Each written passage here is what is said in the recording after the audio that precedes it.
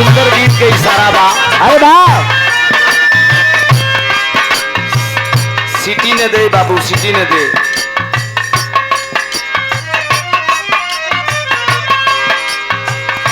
कम बोली चल जाएगी।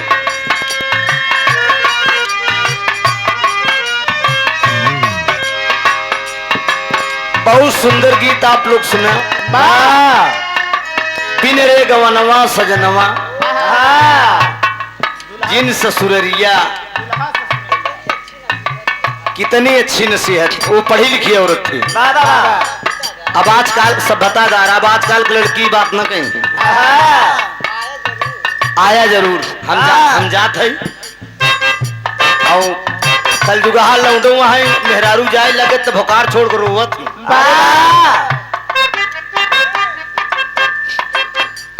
दिल बहादुर इदास खोज किया। अरे देखे है का जने कितना जने के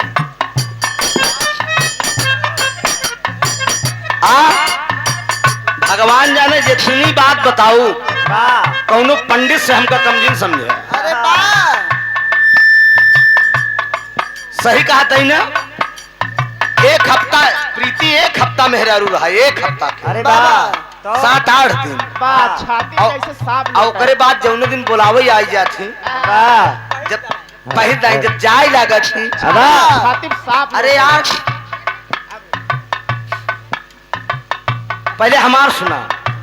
लौंडे लौंडे इस मुंह बावत जना मुहे माछी आवत जाती। अरे वाह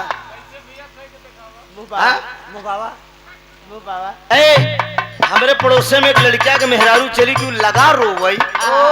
हमके काहे रोता का गाय चली। हम कहे ससुरो का है वही न करी। तो उ कहत का बा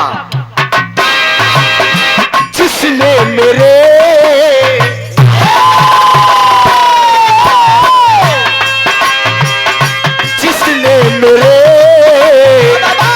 दिल को तोड़ा। जो समझदार भाई होंगे वो समझ लेंगे प्यार में क्या ताकत है। लड़का लड़की साथ में पढ़ते थे कॉलेज में, लड़की दगा कर गई। हाँ दिल टूटा आंसू। वो कह रहा है जिसने मेरे दिल को तोड़ा, जिसने मुझे बर्बाद किया, जिसने मेरे दिल को तोड़ा, जिसने मुझे बर्बाद किया।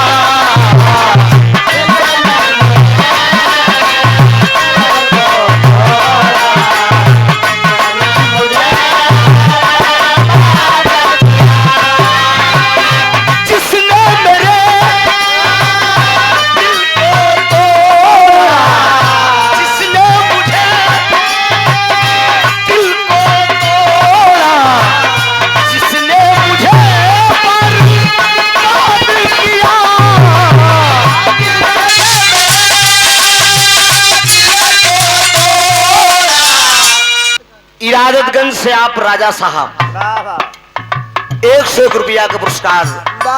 इस लाइन को समझ रहे हैं दिल टूटा से क्या होता है। अरे वाह जिसने मेरे दिल को तोड़ा, जिसने मुझे बर्बाद किया,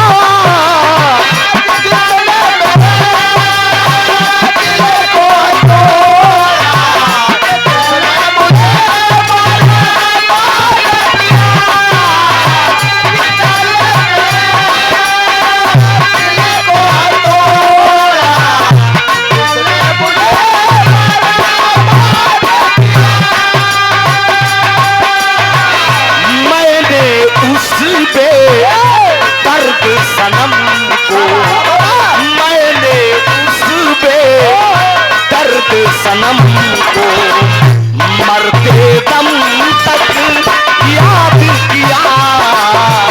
मैंने उस पे दर्द सनम को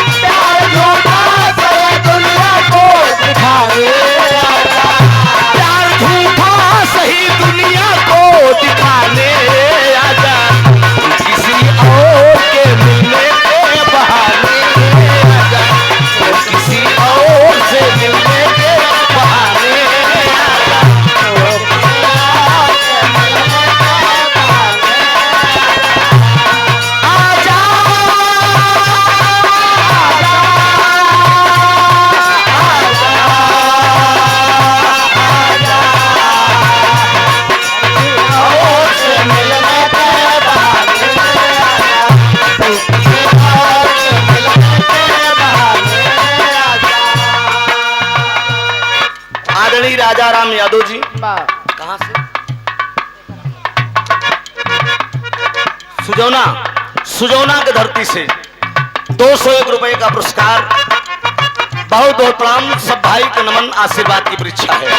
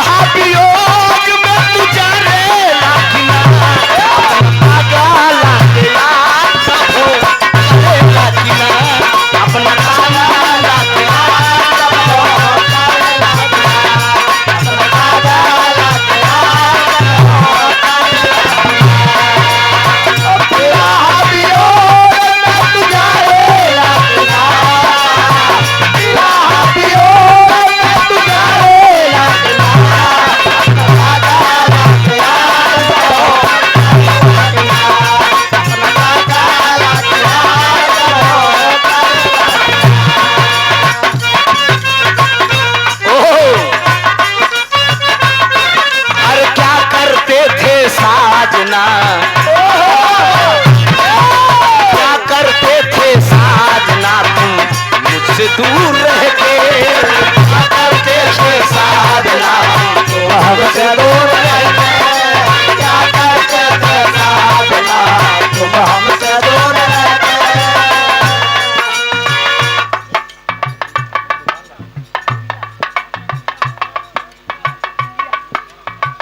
खतंगिया के प्रधान जी राम बाबू यादव जी 101 रुपया का पुरस्कार। बहुत बहुत प्रणाम, सब भैया का नमन, आशीर्वाद की परीक्षा।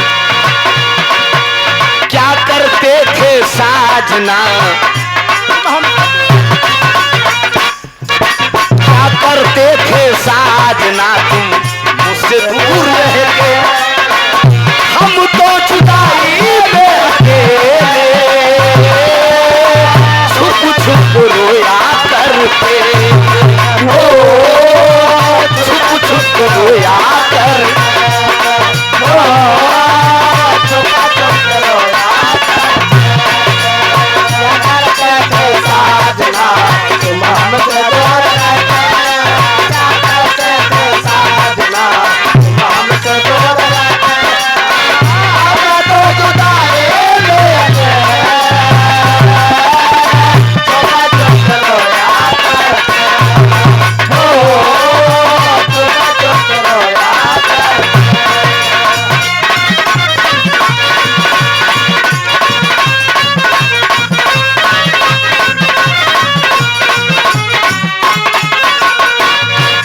सुंदर गीत का इशारा हमारे मास्टर करत हैं अरविंद मुन्ना। फिल्मी कलाकारों ने गाया इसको। मिलो तक बहुत से यही है। मिलो न तुम तो हम घबराए,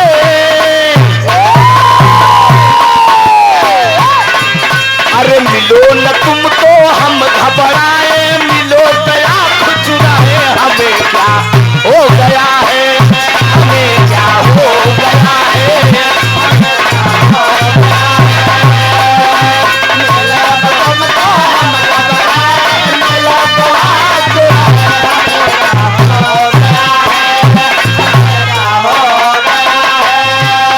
भोजपुरी में एक गीत बड़ा तहलका मचा है समर सिंह का। कोनो लभार अपनी प्रेमिका से पूछत बा, नैहर से जब ससुरा गईलू,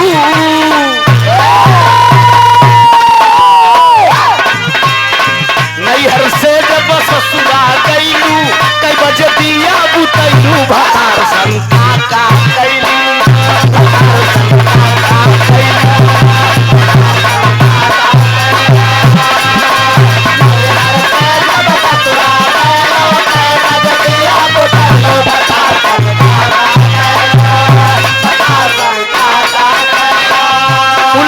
समझावत है लाजो न लागे तोहरा, लाजो न लागे तोहरा, पूछई में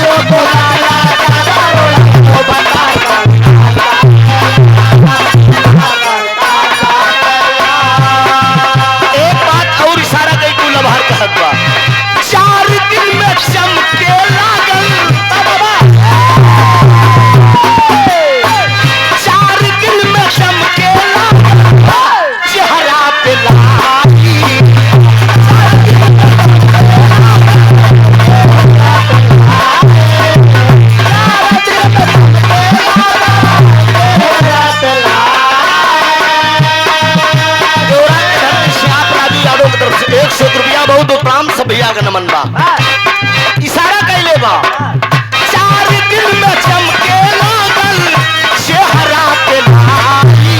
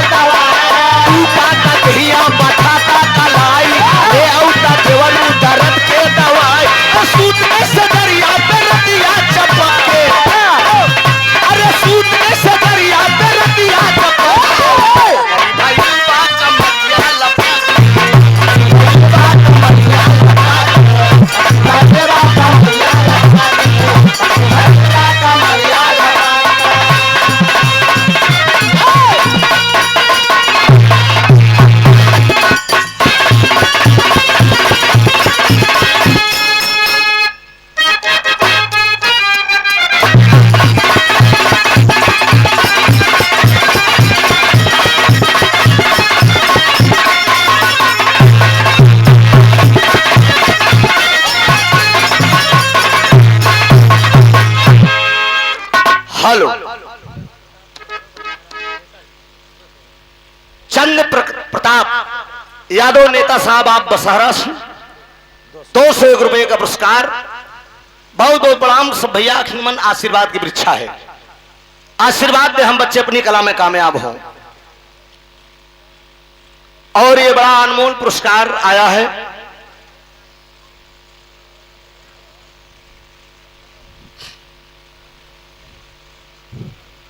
दूल्हे राजा जी के आप चाचा साहब, समाज में जन जन में सम्मान पाने वाले, हर गरीबों के दिल पे राज करने वाले बाबू प्रवीण यादव एडवोकेट साहब, अरे वाह, प्रधान जी के कर कलमों द्वारा 101 रुपए 1001 रुपए का पुरस्कार। कमल चरण में नमन है, आशीर्वाद देंगे कि हम बच्चे अपनी कला में कामयाब हों। बहु मुबारक हो आपको, आज बहुत प्रसन्न है। रुक जाए, 1000 ले तो तनी ढंग से बोले था। हाँ, ढंग से बोलो तब भाई मिली ना, नहीं कहीं झटका में मार के सरवार रख दे से लॉकडाउन में। 1000 का कम से कम कुछ कीमत करे था। बड़े गाजे बाजे के साथ आप बारात लेकर आए हैं, आई पूरी मेहनत पैसा कौड़ी इनाम सब सूल हो जाये।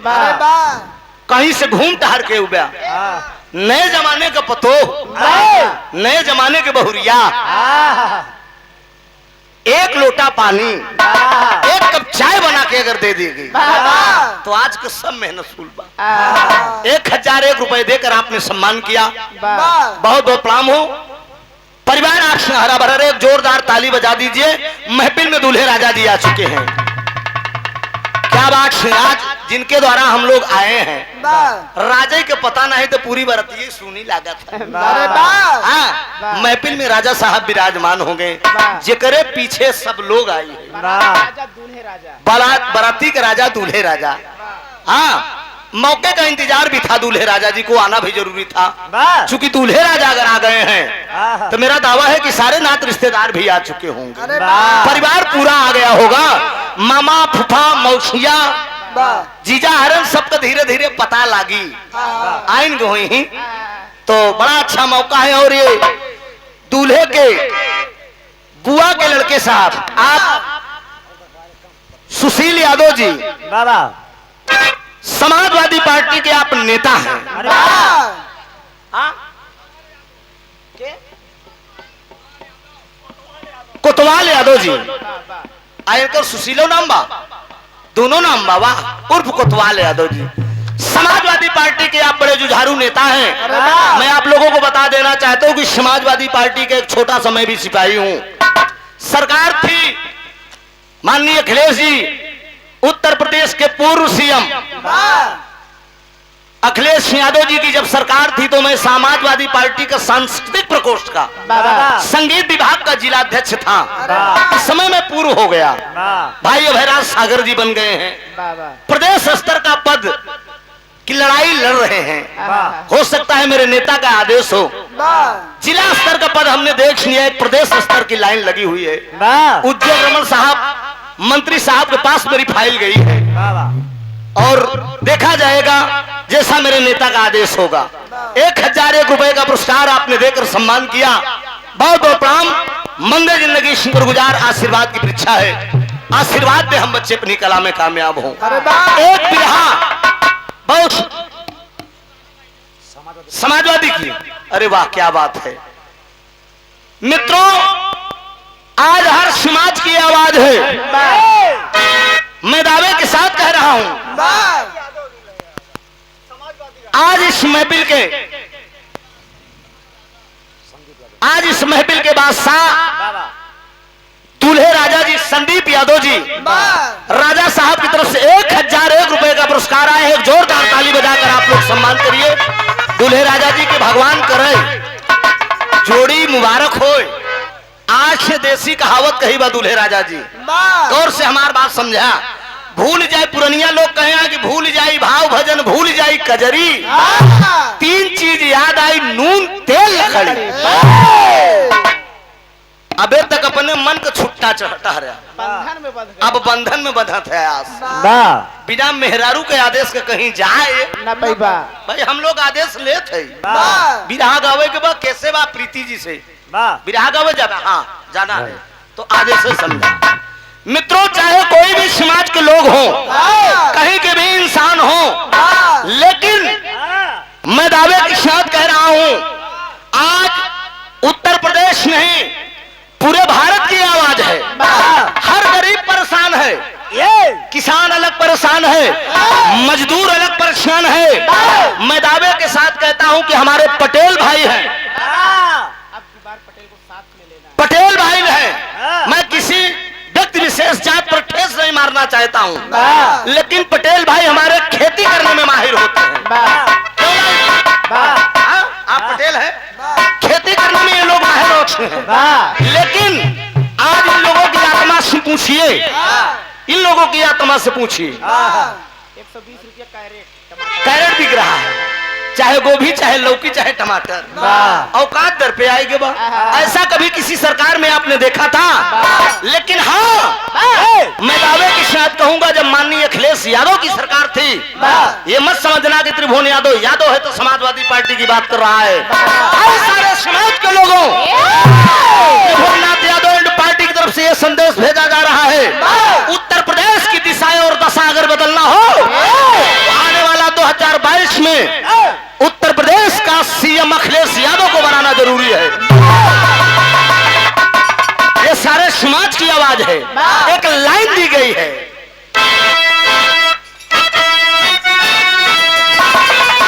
क्या बात है, क्या बात है, यह कैसे लाइन बा कि अरे लड़के हम मोहल्ले के, अरे लड़के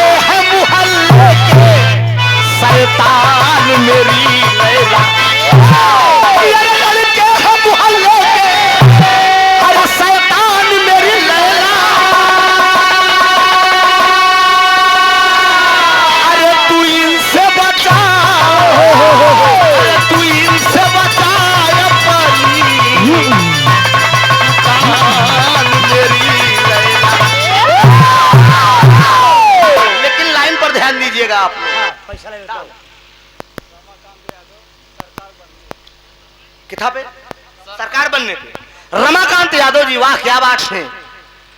2022 में आने वाला समय में बाबा उत्तर प्रदेश के खूबसूरत सीएम अखिलेश यादव की सरकार बनने पे। लेकिन मित्रों गौर करेंगे, वोट आप लोग कहीं दीजिए, इससे मतलब नहीं है। लेकिन मेरी लाइन पर अगर जो इंसान गौर करेगा, मेरा दावा है कि अगर वो कमल के फूल पे वोट देता होगा, हृदय की अगर आवाज ध्यान देगा, तो आने समय बूथ पर पहुंचते समय साइकिल पर बटन दबेगी।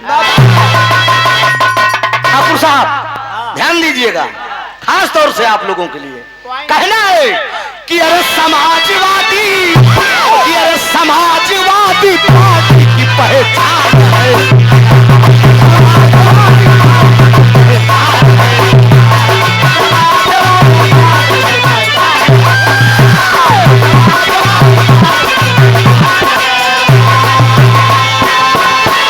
समाजवादी पार्टी की पहचान है।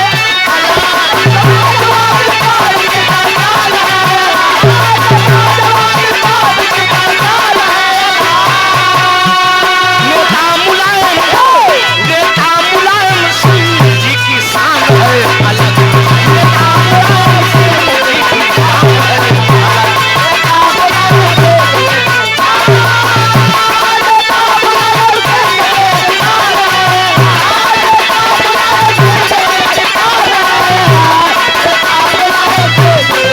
शान है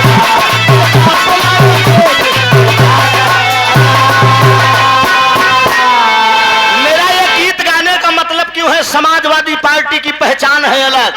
आए मित्रों जरा ध्यान देना, हमारी आपकी बेटियां पढ़ लिख कर जब तैयार होती थी शिक्षा ग्रहण करके, हमारे देश हमारे प्रदेश के नेता अखिलेश यादव जी 35,000 से लेकर 40,000 तक गरीब बेटियों को लैपटॉप देने का काम किया। सोचिए इस समय कंप्यूटर का जमाना है, हर बाप चाहता है कि मैं अपने बच्चों को लैपटॉप दिलाऊं, ये जरूरी है।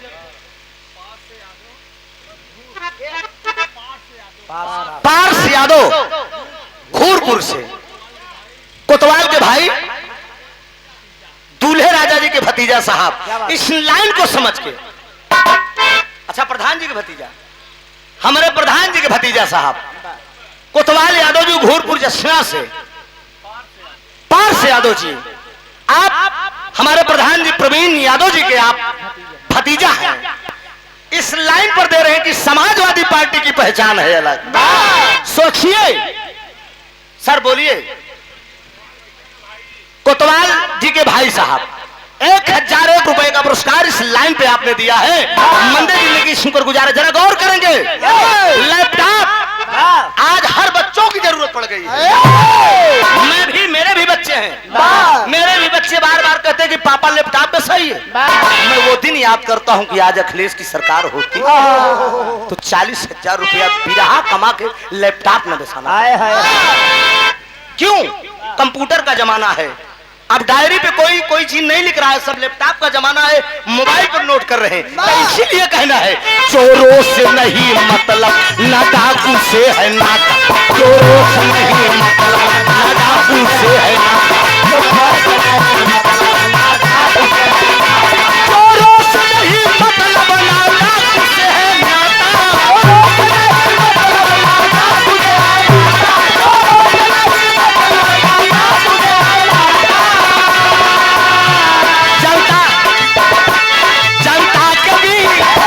जनता के बीच इनका सम्मान है।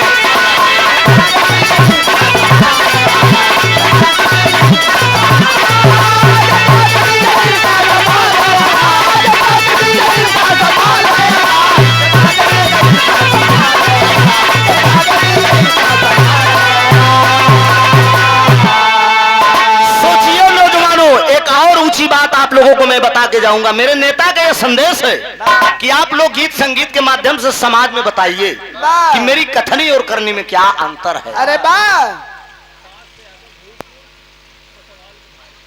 पार्स यादव जी आप घूरपुर से, हमारे कोतवाल भैया के आप भाई साहब हैं। 500 रुपया के पुरस्कार बहुत बहुत प्रणाम भैया का नमन। जरा विचार करिए, माननीय अखिलेश यादव जी की सरकार थी, समाजवादी पेंसिल हर बिरादरी के लोगों को मिलता है। कोई माई का लाल ये कह दे कि केवल यादव समाज के लोगों को मिला है। अब माननीय अखिलेश यादव जी ने चाहे पटेल हो, धरिकार हो, कुनमी हो, मौर्य हो, ठाकुर हो, ब्राह्मण हो, पाल हो, कोई ये कह दे कि नहीं मिली है। माननीय अखिलेश यादव जी हर गरीबों का आंसू पोंछने का काम किए। लेकिन इस सरकार में आदित्यनाथ योगी साहब जब मुख्यमंत्री बने, बाबा साहब बोले कि समाजवादी पेंशन में मैं जांच कराऊंगा, जो लेने का हकदार है वही लेगा। जांच भी हुई तो कहां गई?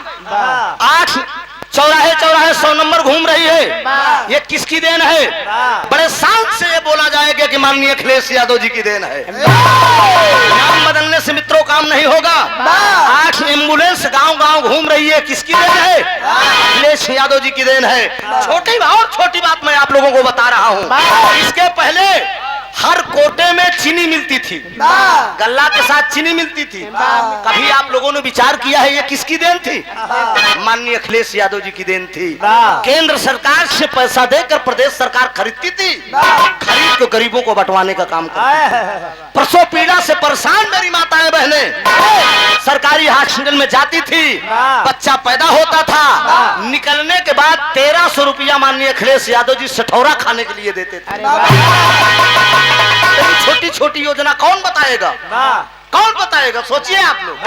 मित्रों, नेता तो तमाम पैदा हुए, सुभाष चंद्र बोस, इनका खराब लगा तो कहा सही है। ऐसे करे हम लागा, हम भात पाई तो नहीं करे, हमका कुछ लगा मुंह न बनत रहा।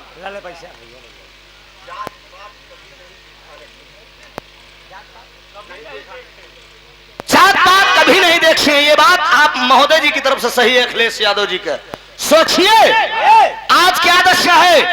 नेता तो तमाम पैदा हुए, चाहे डॉक्टर मनमोहन सिंह रहे हो प्रधानमंत्री, स्वर्गीय इंदिरा गांधी जी रही हो, या कोई भी दामोदर दास मोदी दास रहे हो, लेकिन नेता शब्द किसी माई के लाल के आगे लगा नहीं। अगर नेता शब्द किसी नेता के आगे लगा है तो केवल 2 ही नेता के आगे, आजादी के नायक सुभाष चंद्र बोस। दूसरा नेता अगर कोई धरती पर अगर नेताजी शब्द लगा है, उस शख्सियत का नाम है धरती पुत्र नेता मुलायम सिंह यादव। नेता मुलायम सिंह के आगे नेताजी शब्द लगा है। प्रधानमंत्री साहब दामोदर दास मोदी साहब भी नेताजी ही कहकर बुलाते हैं, चूंकि वो जानते हैं नेता बनाना तय है, लेकिन एक चीज करना है। क्या? तर्ज का लाइन में अच्छा सीला, अच्छा सीला।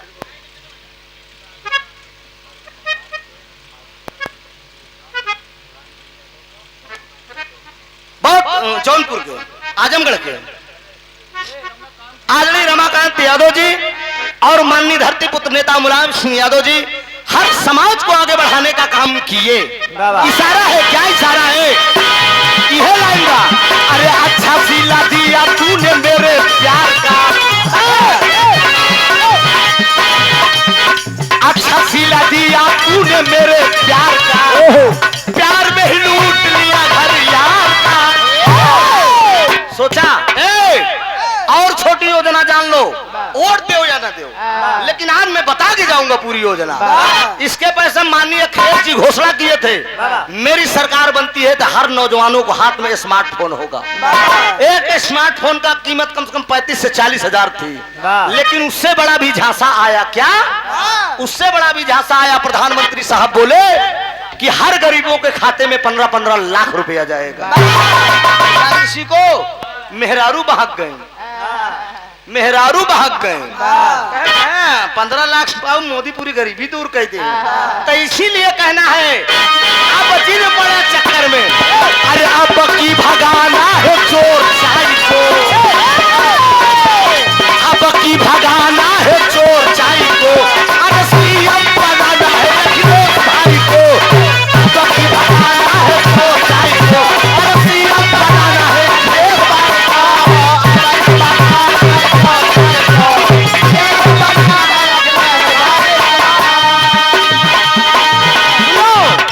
अरे बेरोजगारी खत्म है,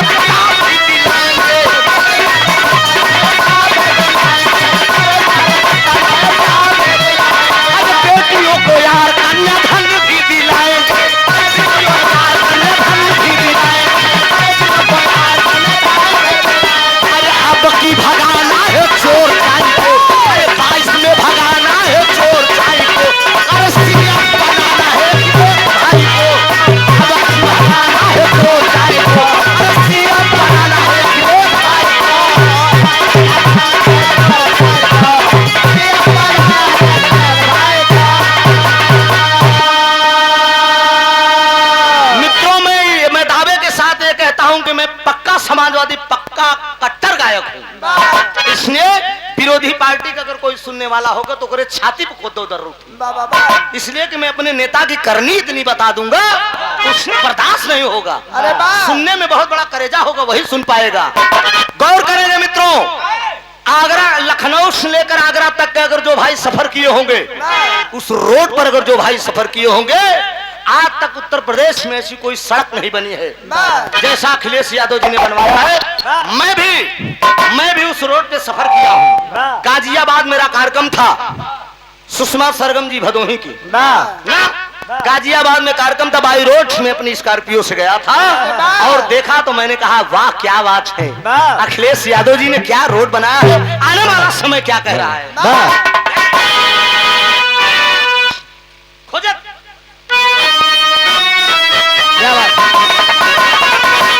मित्रों, मेरा गीत गाने का मतलब है वोट आप किसी को दीजिए, ये आपका मत है, आपका अधिकार है। किसी को दीजिए, चाहे भाजपा को दीजिए, कांग्रेस को दीजिए, अपना दल को दीजिए, या बसपा को दीजिए, या सपा को दीजिए, सोच समझ के मत दीजिए। लेकिन असली चीज क्या नहीं मिलेगा कि अरे खोजता रहा प्यार,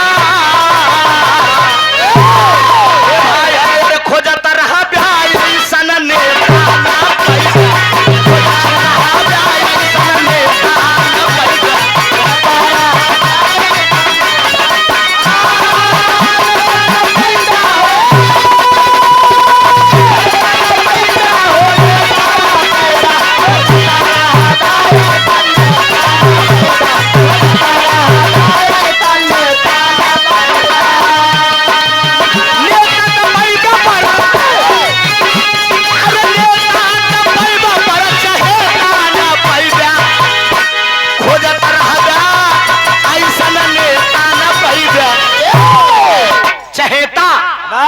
नेता मतलब हो यार गंभीर हो।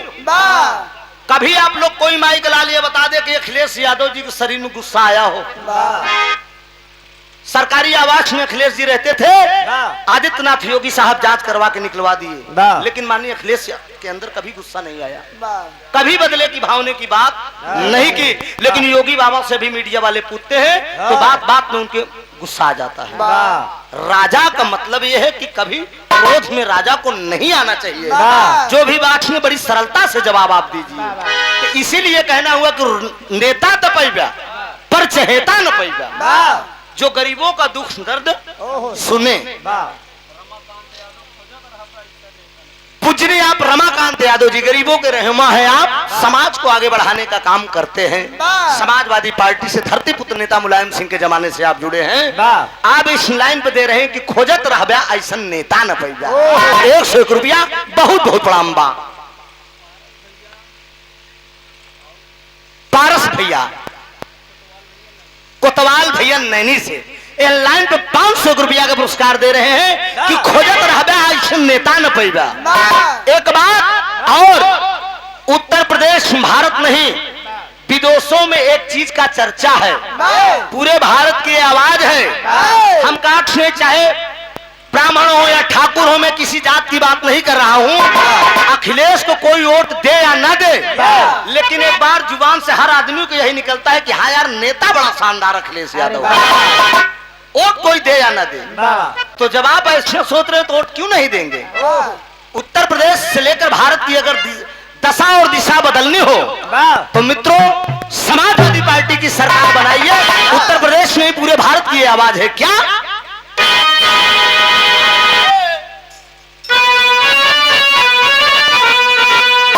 अरे अखिलेश भैया कवन दिन होतई, ये सारे समाज की आवाज है दोस्त। कोरोना कोरोना हुई, ये जान ले हाँ? कोरोना कोरोना होइए। वाह 2 गज की दूरी, मास्क है जरूरी मास्क है जरूरी। वाह पहले गाय भैंसी के लागत रहा, बर्धा का लागत कहाँ, वाह अब मनई के लग गए। वाह एक दाई और बनावा और कहूँ लग जाए, घबराहट का है यार। हाँ ये आप जान लीजिए। हाँ वीडियो एक्शन बना रहा, 2 प्राणी बेचारे मास्क लगाए रहे, दोनों प्राणी मिले ही जाते रहे। कहीं कान खोल कर सुन लो, हद अगर पार की तो मेरा नाम मोदी है, लेने के देने पड़ जाओगे। हम बेचारे चुप्पे मास्क लगाए फिर मून ले, लेने के देने पड़ जाए। बहादुर का जाने एक दाई और दाई के देखा, ये पूरे भारत की आवाज है क्या? अरे अखिलेश भैया कवन दिन होतई, अरे अखिलेश बाबू कवन दिन होतई, तू बनी जाता पीएम कवना दिन होतई, तू बनी जाता पीएम कवना दिन होतई।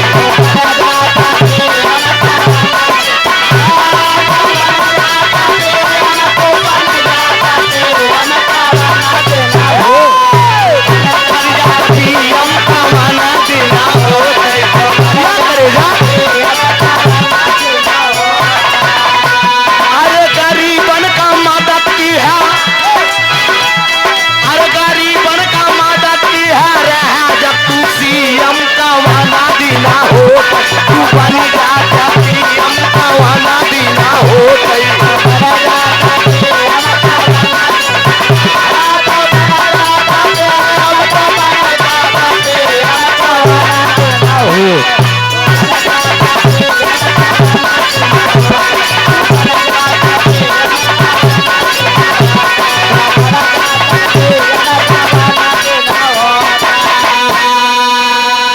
कहा अरे दुर्गा भवानी से इहै बा अरजिया,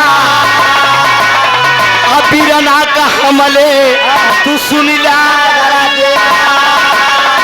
कहा अरे गरीबन का मदद की है। अक्षय तनी के प्यार से भैया ये बहुत लंबा बड़ा महत्वपूर्ण पुरस्कार, दूल्हे राजा जी के आप पापा अवध राज यादव जी और दादा चाचा धर्मराज यादव जी, मानिक चंद यादव जी, रमा शंकर यादव, उदय शंकर यादव जी, कमला शंकर यादव जी, सब लोगों के तरफ से, पूरे परिवार की तरफ से बाबूजी 2001 रुपए का पुरस्कार आया है। जोरदार ताली बजाकर आप लोग सम्मान करिए। बहुत बहुत प्रणाम हो, भगवान करे बहु मुबारक हो। और यह लाइन पे देते हैं कि हमारे नेता के लिए, उत्तर प्रदेश नहीं पूरे भारत की आवाज है। ये विदेशों में ये चर्चा है कितनी कम उम्र का अगर मुख्यमंत्री अगर इस धरती पे कोई बना है तो माननीय अखिलेश यादव जी। अखिलेश यादव जी इस बात को सिद्ध कर दिए कि मैं काम बोलता है। अखिलेश यादव का नाम नहीं बोलता है, काम बोलता है।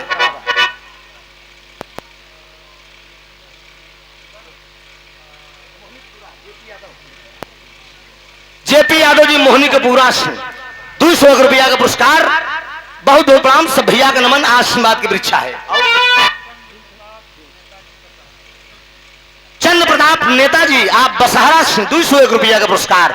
सब और बच्चा बहुत बस आपका नाम। अच्छा जेपी यादव आप ही है, आओ क्या बात है। इनके भतीजे के बिया है, हम भी रहा वही के रहे मुलाकात में कहन गायन पहचाने हमारे घरे गए प्रोग्राम लिखा हुए और गाना हमारा और सोना सुहानी के रहन। अरविंद यही नैनी के बगलिए में गाना रहन है, बड़ा बढ़िया अरेंजमेंट था, बहुत अच्छा खूबसूरत लगा था दोस्त, बहुत बढ़िया, बहुत अच्छा सम्मानित व्यक्ति है। बहुत बहुत प्रणाम, सिंह भैया का नमन, आशीर्वाद की वृक्षा है। कहना है बाबूजी क्या बेटवा, अरे दुर्गा भवानी से ही है बाजा, अरे बीरना का हमारे तू सुन जा, ये भाई अरे गरीबन का मदद किया, अरे गरीबन का मदद किया रहा, जब तू सीएम कवाना दीना हो, तू बन जा पीएम कवाना दीना हो, तू बन जा पीएम कवाना दीना हो। आवाज है सब लोग एक होकर अखिलेश यादव जी को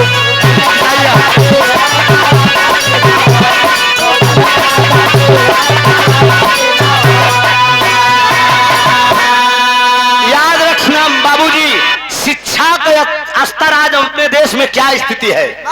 हर बच्चे आज रोड पे उतर गए हैं। शिक्षा का स्तर इतना गिर गया है कि आज बच्चे बेघर हो गए हैं। हर बच्चा जो पढ़ने लिखने वाला था आज बिगड़ गया है। आज किसी भी स्थिति में हो तो याद रखना, हाई स्कूल के बच्चों का भी एक सवाल आ सकता है। धरती पर वह कौन सा ऐसा रक्षा मंत्री था जो फौजी शहीद फौजियों की लाश घर तक पहुंचवाने का काम किया। मित्रों, उन नौजवानों को आत्मा से पूछिए, उन माँ बाप के आत्मा से पूछिए जिसका बेटा फौजी जवान है। फौजी जवान कभी एमएलए एमएलसी का बेटा नहीं बना है। फौजी जवान अगर कोई बना है तो गरीब का बेटा बना है, किसान का बेटा बना है। भैंस का दूध पिला के रेस मरवा के जो है दौड़ करा के किसान का बेटा फौजी जवान बना है। अच्छा, कोतवाल यादव नैनी, प्रवीण यादव आप एडवोकेट साहब, प्रधान जी आप प्रतिघूरपुर से, आप महोदय जी की तरफ से ही। अच्छा, मेरे कोतवाल पार्थ यादव जी। अच्छा भैया बताओ।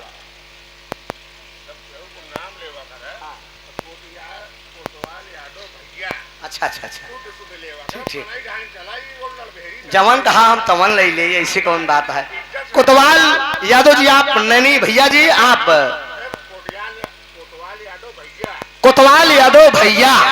हाँ, अरे जिया करे जा, बहुत बढ़िया। हम बिल्कुल भैया, भैया का आपको का आवत रहा। हमारे बड़का भैया हैं, जवान है लेकिन आवत रहा भैया। आप कोतवाल यादव हमारे भैया साहब नैनी से, प्रवीण यादव एडवोकेट साहब आप माननीय प्रधान जी दूल्हे। अच्छा, ये हमारे कोतवाल भैया के मामा, ओह कितना बढ़िया संबंध, माँ माँ डबल माँ का प्यार दोस्त। वाह वाह, क्या बहुत अच्छी आपकी ये महफिल है, बड़ा खूबसूरत लग रहा है। अब देखिए आप घोरपुर के धरती से 500 रुपया का पुरस्कार, बहुत बहुत प्रणाम, आशीर्वाद की परीक्षा है। समाजवादी गीत तो हो गया, अब एक बिरहा छोड़ के सुन ला। मजेदार का गीत पौराणिक रही लेकिन एकदम रसील रही, एकदम लव स्टोरी से भरी रही। हाँ, कोनो दिक्कत नहीं बा, होत रही सब मजा। हो जाई इम सब बात देखा ऐसे ऐसे एकदम हुरेड़ दे, चिंता ना करा। चल बढ़ाओ जाओ।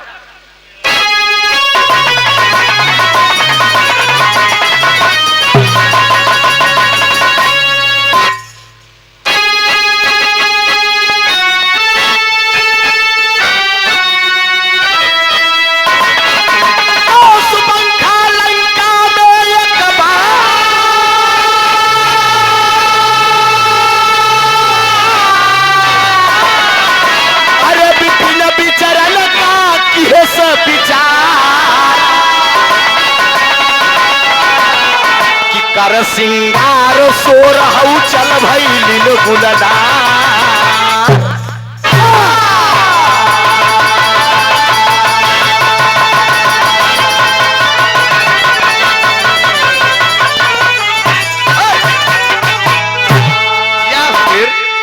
कोतवाल भैया कहूँ जाता है क्या?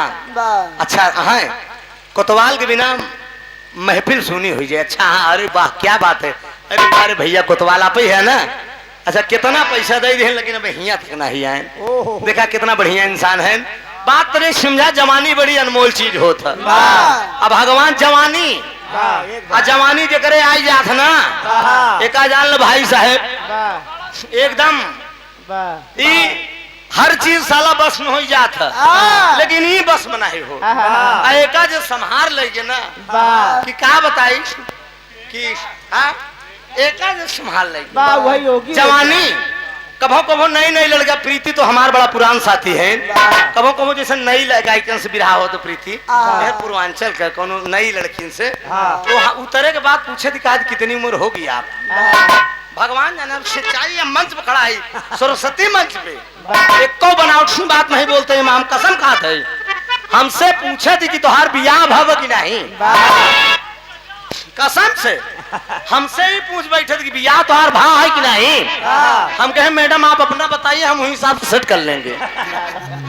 हाँ भैया, तू जैसे कहा हुई हम ऐसे मिलाएंगे, मैनेज कर ले।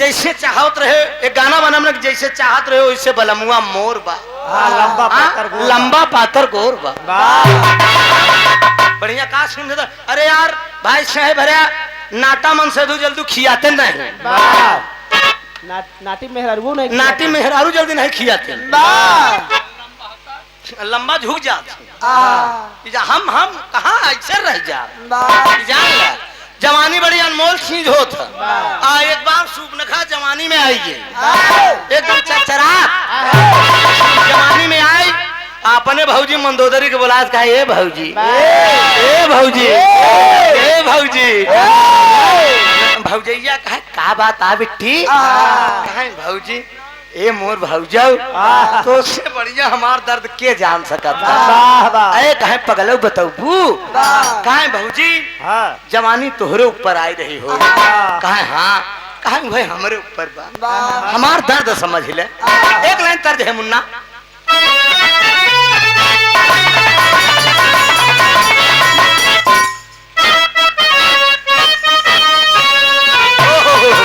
लाइन है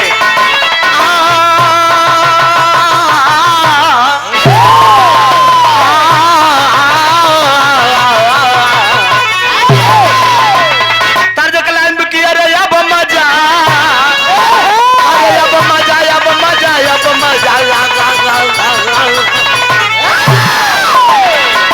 कि अरे अब मजा नहीं यार अरे दूर रहे ये जीने में क्यों कि अरे या खुदा अरे या नबी या नबी या नबी या नबी बुला लेना आए मुझको भी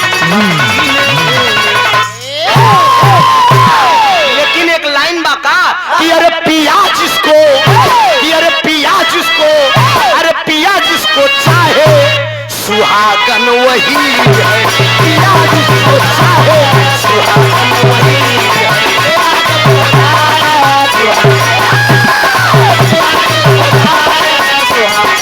पिया जिसको चाहे सुहागन वही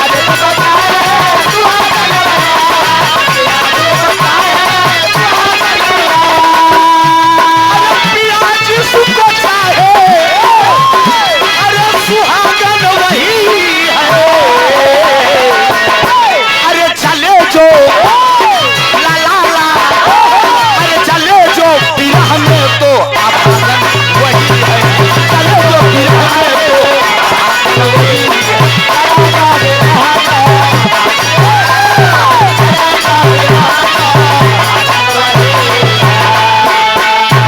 यकीनन दोस्त ये हमार बिरहा अगर गौर से सुनबा जितना नौजवान हैं आज से अगर बिरहा न सुनो तो अगर बिरहा का दीवाना न बन गया यूट्यूब से नंबर निकाल कर अगर त्रिभुवन नाथ लगे फोन न करत हमारे गायकी धिक्कार बा बाबा ये जान ले हर नौजवानों के दिल का धड़कन बाई बिरहा अगर हमारे बुजुर्ग लोग बैठा है इनके लायक बात अलग है मतलब मिक्स आइटम पेश करते हैं बफर एकदम हाँ?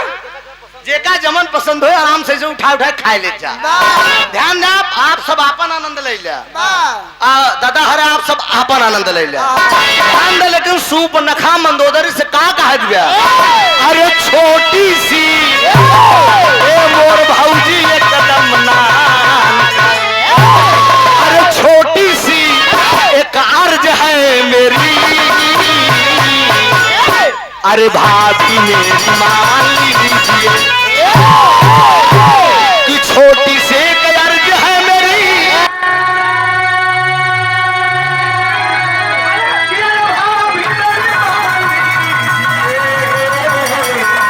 घूमने अरे ला ला ला अरे घूमने कहीं न जाऊं अरे घूमने कहीं न जाऊं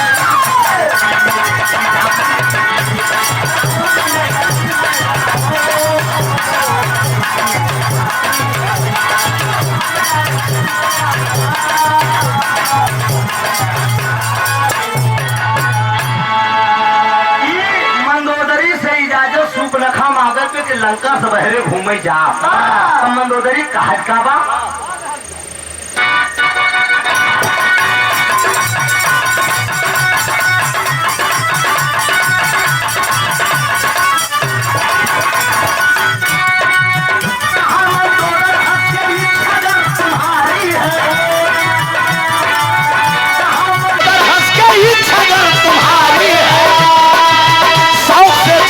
तुम तो मेरी ननद प्यारी हो।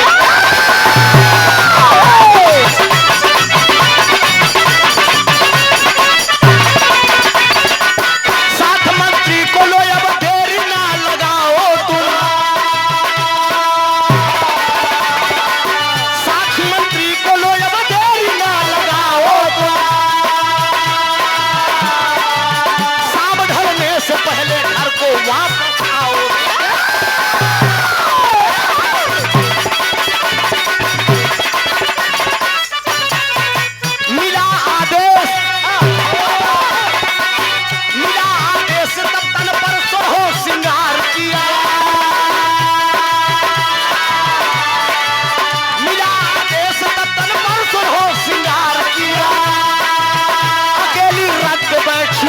को सिधार दिया।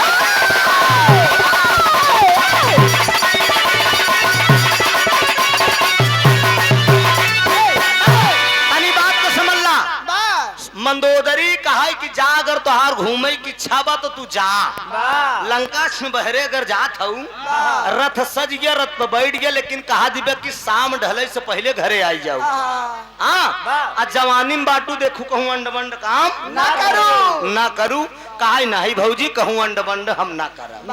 रथ पे बैठ गई जंगल में पहुंची जेठ का तपत दोपहरिया रथ वापस चला आए अकेले पैदल घूमैला एकदम पसीना से व्याकुल बे पसीना चुवत बे प्यास लगी बा पानी खोजत बे पानी कहूँ न पाए सामने की सरोवर दिखाई पड़ा सोचे कि हिम पानी बा चारों तरफ देखे जंगल में जब क्यों मनाई नहीं दिखाता है तो सोचे में बढ़िया मौका पाई कि मेरे दोस्त कि पहले ही मैं स्नान कर ले उसके बाद पानी पी ले तब आगे बढ़े। चारों तरफ जंगल में मनाई देखे जब क्यों नहीं दिखान ना वहीं सरोवर में चारों तरफ देख के धीरे से गहना उतार दे सरोवर किनारे गहना उतार दे। पहले गहना उतारे के बाद जितना पहने रही तन पे कपड़ा अब समझ जा आप सब पूरा कपड़ा उतार दे एकदम कुछ नहीं एकदम निर्वस्त्र बेपर्द वस्त्र। अब भाई साहब चारों तरफ ताक तुक देख के और हिल गए बढ़िया सरोवर में प्रवेश कर गए। जब प्रवेश नहीं गए एकदम संगमरमर जैसी दे अरे बाप रे बाप आए हाय रे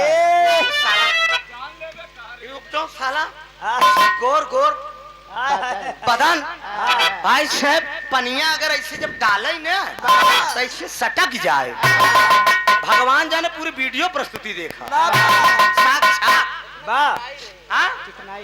इतना बढ़िया आमे का फाकी जैसे आँखी रेशम जैसे बार गर्दन जैसी सुराही भाई गाल ऐसा रहन के हंसे तो गढ़वा पड़ जाए। भाई साहेब जौने मेहरारू की ही गढ़वा हो जाए समझ बवाले बा सूप न खाए ढंग रही जान ल। अब स्नान करब एकदम चम चम चम चम एक नौजवान आए देखिस कहे रे बाप रे जान लेबे का रे ई कहां से आई गे अरे बाप हां ई कहां आए सरोवर में करे आगे पीछे ही क्यों नहीं कहां से के लाई बढ़िया वो नौजवान का नाम बाद में बताऊ रहन के लेकिन आओ न ताऊ अरे यार कहां से देखे मर्दे तू हो रहन ना वो सरोवर में हिल गया। जब सरोवर में हिल गया तो सूप न खा करे खबरदार कौन हो तुम मेरी बदन में हाथ मत लगाना। हम काहे काहे न लगाई काहे मैं लंकापति दशरथ की बहन हूँ काहे केहू को बहन हो पहले हमार बात सुना ऐसी नहीं मतलब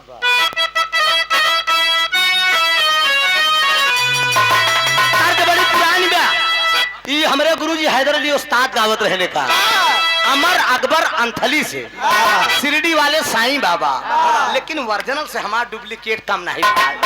देखिए ये नौजवान का हक्का बा कि अरे आस लगाए बैठा हूँ कब से, अरे तू तो है मेरी सपनों की रानी, मेरा जब कुछ तुझ पे निछावर बाहों में दे दे जवान, मेरा जब कुछ तुझ पे निछावर बाहों में दे दे जवान, मेरा जब कुछ तुझ पे निछावर बाहों में दे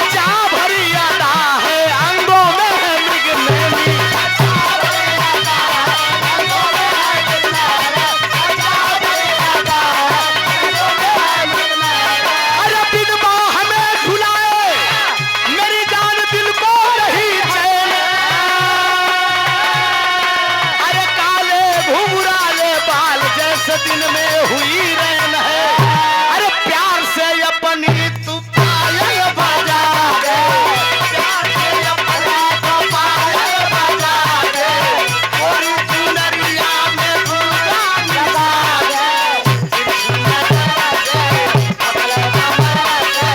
होगी नहीं कुछ अपनी कहानी,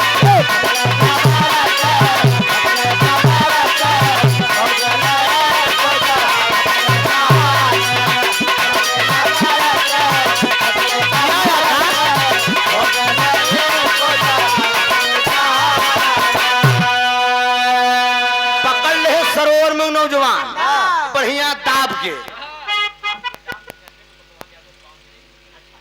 बहुत 500 रुपया का पुरस्कार हमरे कोतवाल यादव भैया जी ई डांस के ऊपर देते, बस ऐसे हिसाब से हिलाई थे। कहावत कहे कि लिपि पोती डेहरी पहने ओढ़े रारू भाई साहब घूंघट के अंदर लाग चाहे बुढ़िए ही रहा का जान ले दाई देखे बात तुम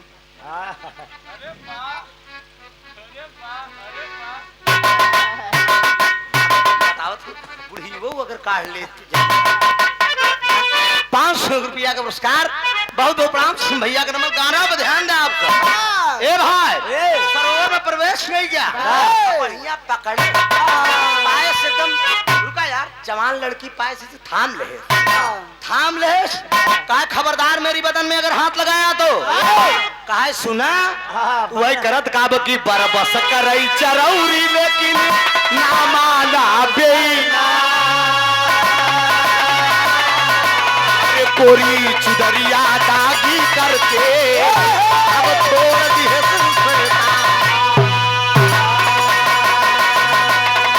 पकड़ लिया सरोवर में पकड़ ले सूप नखा नाही नाही करत रही लेकिन जबरदस्ती कही डाए एक कौ नहीं माने एक अब पर्दा अंदर का हम खोलें के बताई का कही डाए उतना सब समझदार जनता है।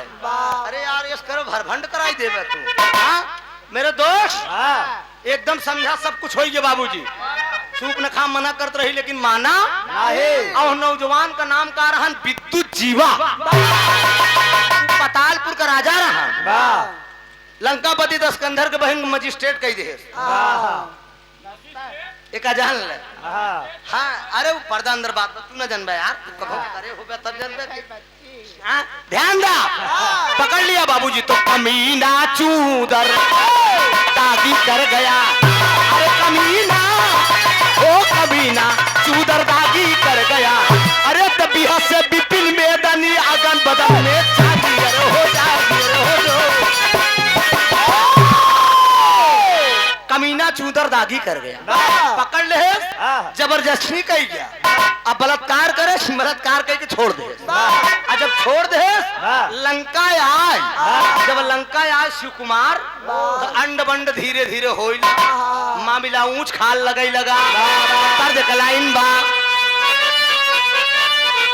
आए हाय ई प्रयागराज के खाटी भाव हुआ, दद्दा रामधार का वर्जनल और हैदर अली जुगनू का प्रेटकल, इलाहाबाद का 3 चीज बिरहा जगत में बहुत मशहूर बा।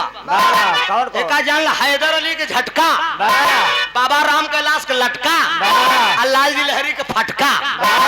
हमारे खिचेला निकला बा जौनपुर में रोहित सुहाना, वो निकाले बा कि हमारे गुरुजी त्रिभुवन नाथ का पटका, पट केवल प्रेमचंद। यूट्यूब पे आप लोग सुने होगे ना, जवन झगड़ा हो की एकदम ऐसे खाऊ खाई थी। ध्यान दा बाबूजी, उस्ताद रामधार गावत रहन कैसे, अरे लिखल गोरी पतिया, अरे लिखल गोरी पतिया, उ है पिया पारा देश हो, लिखल गोरी पतिया, पिया पारा देश हो, लिखल गोरी पतिया। वो अगला विधायक लगावा,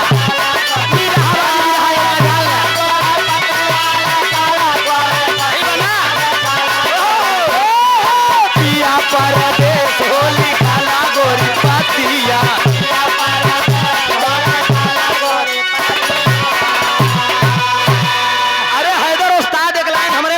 गावत रहन कि गईले ससुरारी बन के दुल्हावा, कि गईले ससुरारी बन के दुल्हावा, हम एक ठीक कमाल कई दिहा, गईले ससुरारी बन के दुल्हावा, हम एक ठीक कमाल कई दिहा।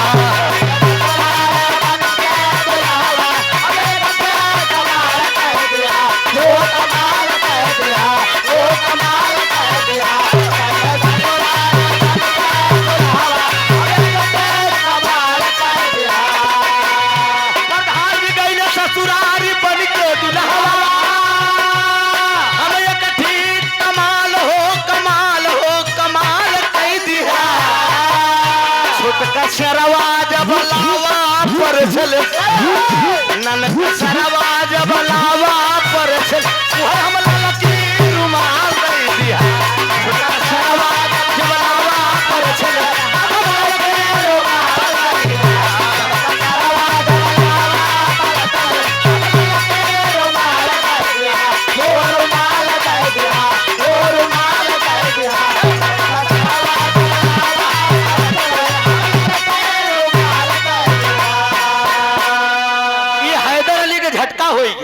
तनी तनी बानगी बताओ आप सुनो चला ताकि गाना बड़ा न हो।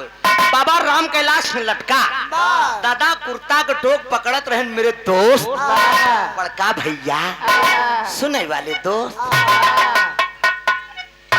बाबूजी चौकी पर बैठे वाले चौकीदार हैं, जमीन पर मेरे दोस्त। अब तो मोबाइल चल गया, पहले चिट्ठी चौपाती से काम होत रहा। कौनो मेहरारू को मन से दू अगर प्रदेश चला जाए, खबर आवे कि जा कह दे हमरे बुधनमा कम्मा सन 13 तारीख के आओ। बाबू साहब मेहरारू अगर सुन जाए कि मन से दू आवत है ना, ऐसे छाती पे जना सांप लौटा सजावे, रतिये से कसर मसर करती बे कि जना राजा जी यही हैं, जना दुल्हा जी यही हैं, कहे रे आज बड़ेरी बोलई कागा हो जना राजा जी यही दादा गाँव है, कहे मोर मन मोर मन मोर मन, कहे अरे मोर मन सजवै से लागा हो जना राजा जी बड़का भैया जाए दे गाना बड़ा हो जाए बेटवा, इ लटका हो गया काका बाबा राम कैलाश ने लाल जी लहरी का फटका, ओका नगाव बहुत खतरनाक बा। नहीं मोर भैया है, हम हाथ जोड़ थे ना गवाओ जाता नहीं कहा। अच्छा गाई, अरे यार बहुत खतरनाक है। अच्छा लगा दे बेटवा, लगा दे। हाय हाय हाय हाय हाय हाय बिरहा जगत के प्रेमियों, मन तले बुद्धि, बुद्धि तले आठना। लाल लहरी जब से बिरहा गा रहा है तब से तुम जड्डी पहन के डालती रही है। बनारस, बलिया, आजमगढ़, छपरा, भभुआ, बिहार का कोई कलाकार आज तक टिका नहीं लाल जी लहरी का। ए मुन्ना, ए लड़के, लगाओ जरा। हाय हाय हाय, अरे बच्चा ये भाई गधेला बाटियाना, अरे ये भाई गधेला बाटियाना, सही ना पहु रेली रेला, ये भाई गधेला बाटियाना, सही ना पहु रेली रेला, ये भाई गधेला बाटियाना।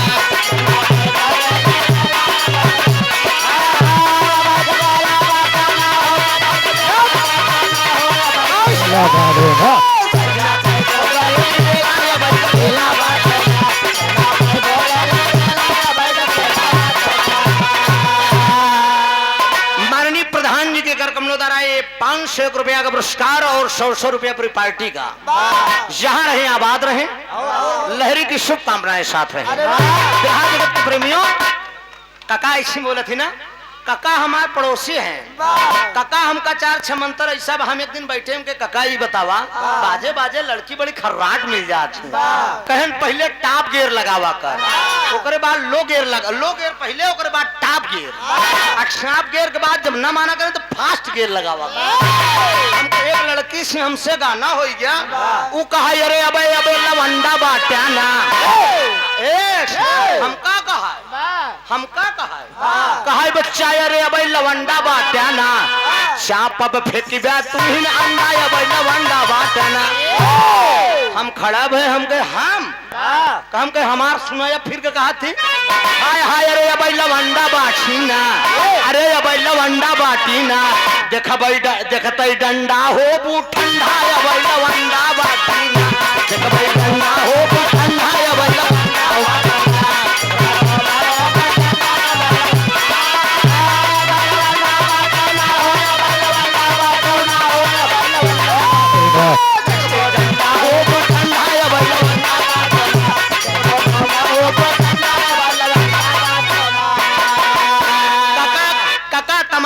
की घूम के आऊ मथुरा काशी, अबई भतरासिन बाटू लहरी हो गई सन्यासी, अबई भतरासिन बाटू।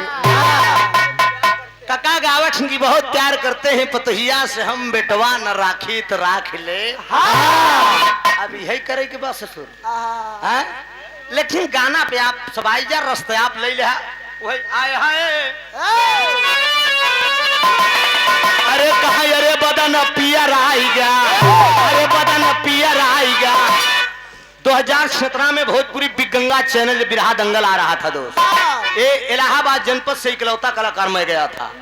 बिरहा के सुल्तान विजयलाल यादव और बिरहा के बाद ओम प्रकाश यादव जी जज थे, तो उस समय हम लाइन गाए रहे दोस्त कि अरे बदन पियर आएगा, वही गोड़ होएगा भारी, बदन पियर आएगा, गोड़ होएगा भारी, बदन पियर आएगा। ये सही दिखाया, बुजुर्गों ने बता दिया।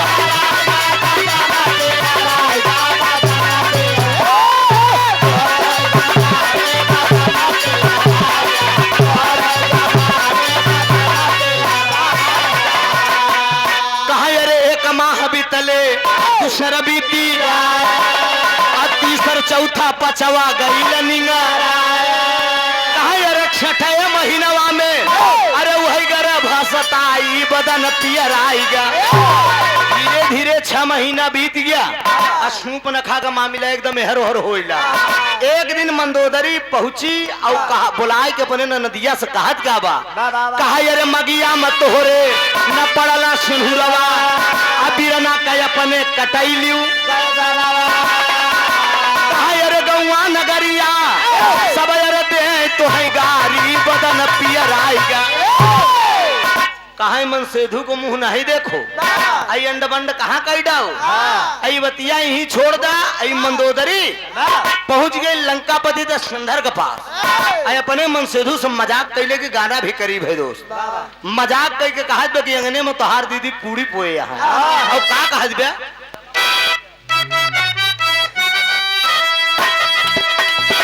अरे देखो देखो देखो आया बाइस्कोप देखो, अरे बेकार रे अरे रोज रोज घूमे बाजार रे अरे कैसे कब हवा देखई जाए सजना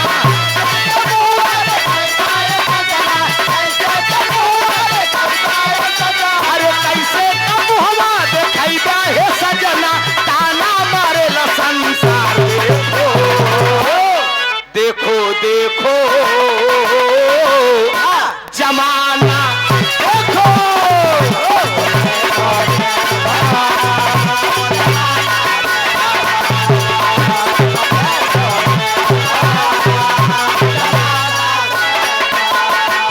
एक बात मनोदरी और कहा दे अपने मन से दूसरे बचपन में तू ख्याल कियाना खोजना बहनोई कुल में दाग लगाई बहिनिया तोला अब का होई बचपन में तू ख्याल कियाना खोजना बहनोई कुल में दाग लगाई बहिनिया तोला अब का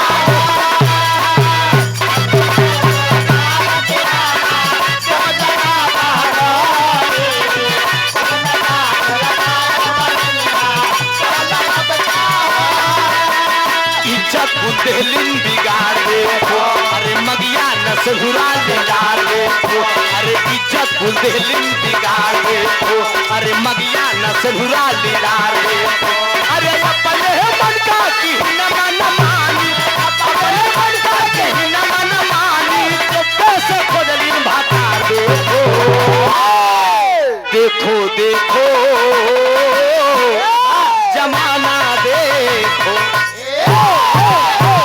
मजाक नहीं गई काहे अपने बहनी को सहूर चल के देख ले बैठी बे सुपना किया चला देखा कितना बड़ी पूरी पोड़ के आगे बैठी बे अब बाबूजी आगे आगे रावण पीछे पीछे मंदोदरी चल रहे और करे 9 महीना निष्काम नहल और वो चेहरे से पेट ढाकत रही अपने भाग्य देख के रावण का रावण पहुंचा कहा हराम खोरीन कौन तेरी ऐसी दशा किया है द्रौपदी दशकंधर की तुम बहन हो कौन हरामखोर तेरे साथ जबरदस्ती कर दिया उस हरामखोर से तूने मेरा परिचय नहीं बताया कहा सुपनखा कहा भैया बताए है लेकिन मनबई नहीं तब जबरदस्ती कही कहा तुम मेरे लंका में रहने के काबिल नहीं हो अब क्यों तुम मेरे घर से आने का निष्कर्ष क्या निकल रहा है 5-7 मिनट का भी रहा और बचा है ध्यान दीजिए दशकंधर अपनी बहन सुपनखा को घर से भगा दिया फटही लुगरी पहन के बियाबान जंगल में वो घूमने लगी आज जब बियाबान जंगल में घूम रही है एक नौजवान आता है एक नौजवान आता है और जंगल में उसको जब घूमते देखता है उसको दया आ गई एक पास में पहुंचा और क्या पूछता है बहुत सुनना हम लोग लगी दिया अरे कहाँ मकान है अरे अब तू किसकी प्यारी हो अरे विपिन में घूम रही तू क्यों मारी मारी हो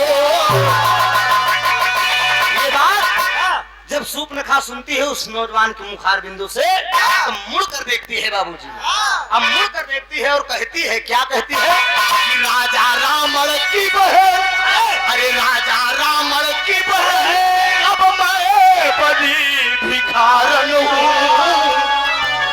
अरे लूटा था जिसका चमन पिया मैं वही अभागन हूँ कहने का मतलब बिरहाम गावत है एकदम साफ लड़कियां लोग समझ गए कहने का मतलब कि वो जंगल में जो मिला है वो कोई गैर नहीं है वही नौजवान है जो विद्युत जीवा जो सरोवर में उसके साथ जबरदस्ती किया था कहा आपका गर्भ मेरे पेट में पल रहा है जो सरोवर में आप जबरदस्ती किया मेरा भाई दशकंधर मुझे घर से भगा दिया है आपका गर्भ लेकर मैं जंगल में भटक रही हूँ मैं वो अभागन हूँ स्वामी अरे बाप रे बाप विद्युत जीवा को दया आ गई कि मेरे कारण ये लड़की जो है घर से भगा उठी है बड़ी ऊंची बात विद्युत जीवा बोल दिया क्या सुनो सुंदरी मैं एक बात कह रहा हूँ क्या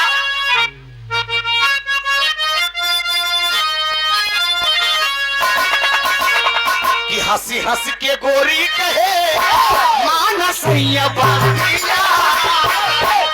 यही लॉकडाउन दुल्हनिया कहा अपने मन से कि हंसी हंस के गोरी कहे अब मानस या बातिया हारी ना तहाना की गढ़ा तीन पतिया हंसी हंस के गोरी कहे मानस या बातिया हारी ना तहाना की गढ़ा तीन पतिया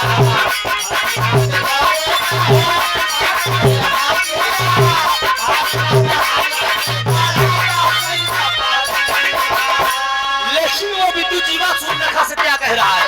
बोला विद्युत जीवा हंस के बोला रे बोला रे बोला रे बोला बोला विद्युत जीवा हंस के माधुरी बचनिया चला हमारे घरवा तो नहीं गए तू नहीं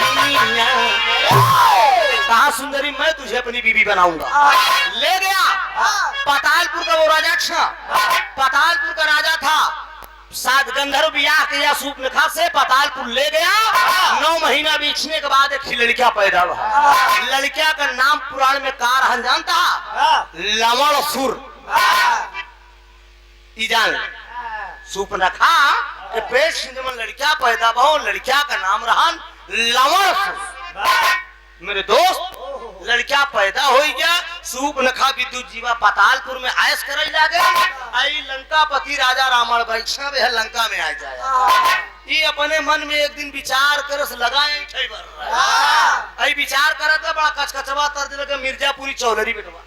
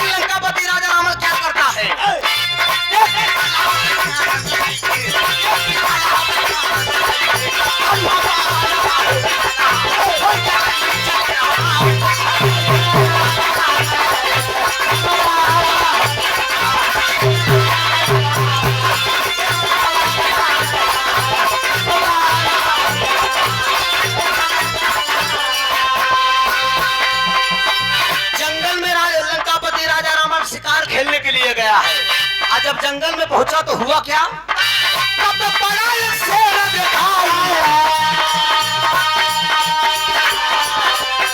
रावण पीछा किया है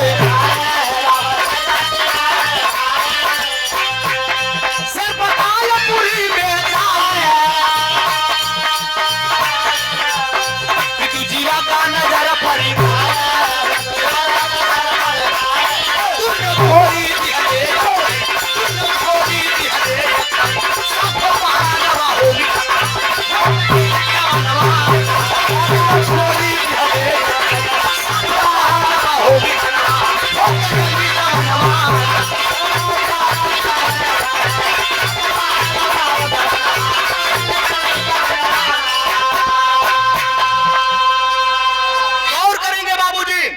जंगल में शिकार खेलने के लिए लंकापति राजा रावण गया है।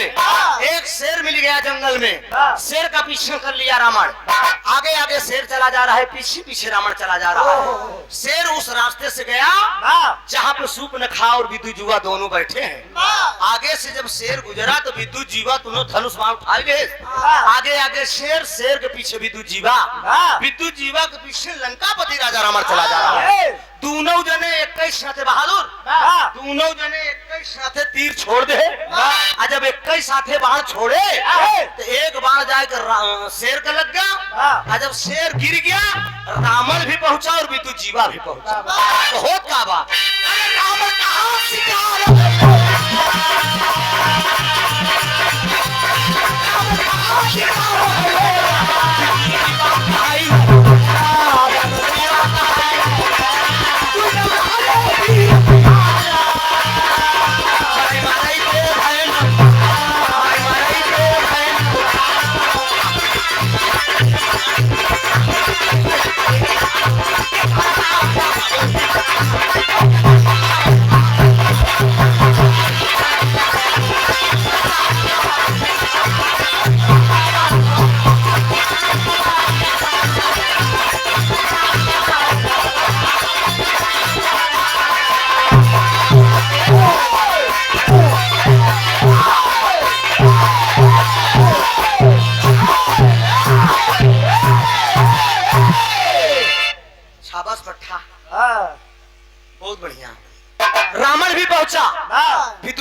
पहुंचा, मार के विद्युत जीवा का रावण गिराए दे। रावण बलशाली था, सूर्पनखा दूर से खड़ी बा, लखा दिव्या, अरे बाप रे बाप, ये हमार भैया हैं, हमारे मन से धोई के मारेंगे। पास में पहुंच गई सूर्पनखा, गाना एकदम करीब है, ध्यान दीजिएगा मित्रों। पास में जब सूर्पनखा पहुंची, लंकापति राजा रावण जब देखे कहीं सूर्पनखा तुम यहाँ कैसे आ गई, कहीं हाँ भैया जेका आप मारे हो क्यों गए नहीं, हमार मन से धू मेरे पति हैं, मेरे मांग का आपहार बहनों, मेरे मांग का सिंदूर आपने उजाड़ दिया भैया। हाँ अरे पागल, दस्कंधर जिद्दी कहा चल और दूसर भी कह दे। इतने में बाबूजी अपने भाई का पांव पकड़ कर आखिरी दर्द लग गई।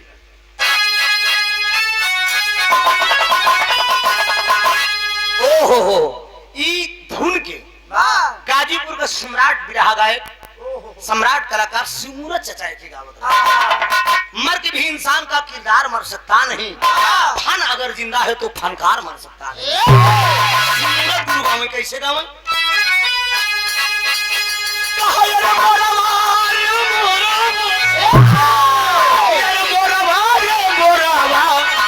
अरे मोरवा छोड़ी दा मोरी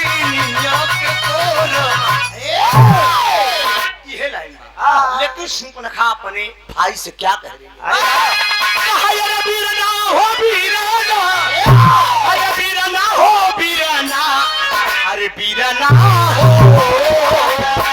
अरे मोर पियावा का कहिनाया खाता दिया, वीरना हो पियावा का कहिनाया खाता दिया।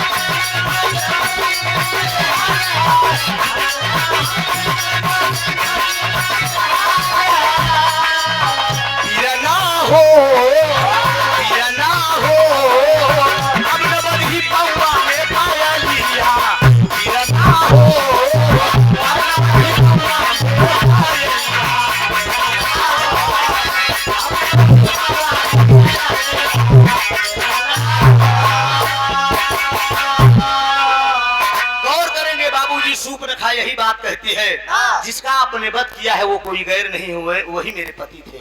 जब आप लंका से भगाए थे तो मैं अपनी एक अलग दुनिया बसाई थी। सूर्पनखा को लिया के दस्कंधर जब चलता है, कहता है मैं तेरी दूसरी शादी कर दूंगा, तू मेरे साथ चल।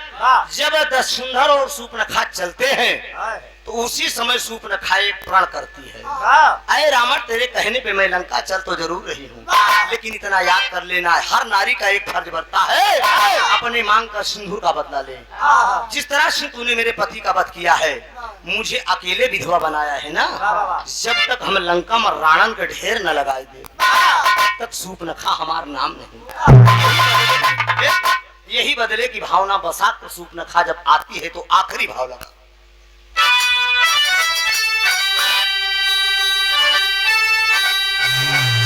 अरे बदले की भावना वही मन में बसाई,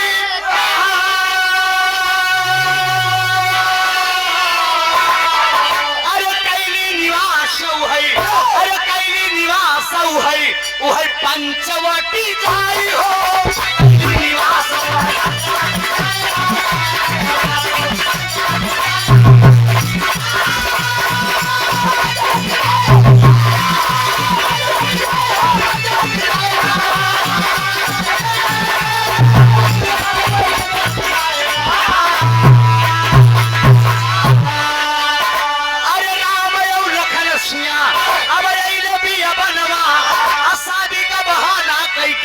आज सुपंखा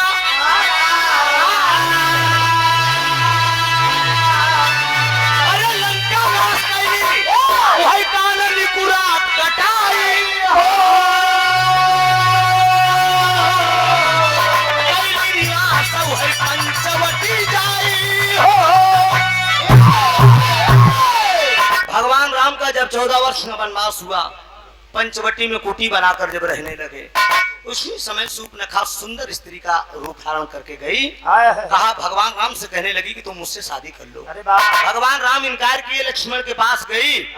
लक्ष्मण जी नाक कान काट लिए बाबू, और 70 पूत 72 नाती जेकरे रह गए दिया न बाती। सूर्पनखा के कारण पूरे सोने के लंका उजड़ गई, रावण का ढेर लग गया। सूर्पनखा अपने पति का बदला लिया बाबूजी। गाने का भाव यही था, सूर्पनखा की पहली शादी। वो जब पंचवटी में गई थी कुंवार बन के, तो वो कुंवार नहीं थी, शादीशुदा थी। विद्युत जीवा उसके पति का नाम था, पातालपुर का राजा था विद्युत जीवा, और लवण सिंह के बेटे का नाम था। अपने पति का बदला लिया। गाना मेरा यहीं से खत्म, आखिरी भाव। सावी की आनंद अनंत भय भुल्लुटई दिए पुरारी, राजा राम आधार हैदर हपी चंचल कैले स्वर्ग। अरे राम कमीना चूदर दादी कर गया, कुमारिया वही बात गई बहाली, कमीना चूदर दादी कर गया।